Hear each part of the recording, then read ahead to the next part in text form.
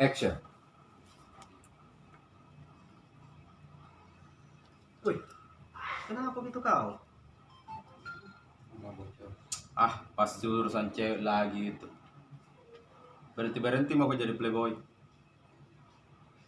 Cak janji lagi. Banyak lagi tuh pacarmu. Memang bermasalah kah sama Pira?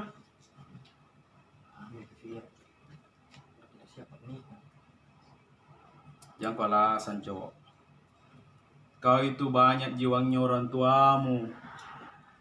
Setiap saat bisa kau dinikahkan, bro.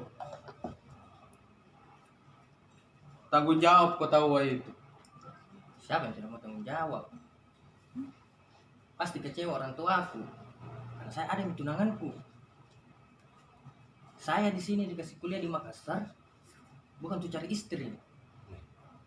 Tapi kalau hamil begitu, masa kau mau lari dari tanggung jawab? Tak potong seharusnya itu. Cocok nih. Jadi siapa mau lari dari tanggung jawab? Ya, tinggal gue balas. Aku tanya kok. Tetaku sakit jantung. Kira-kira kalau saya kasih dengar ini kabar, hah?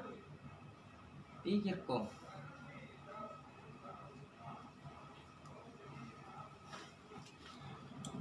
Kau berdiri. Cok, begini saja cok. Saya tidak suka, mulai saat ini, saya tidak suka cowok pengecut kayak begini. Hah?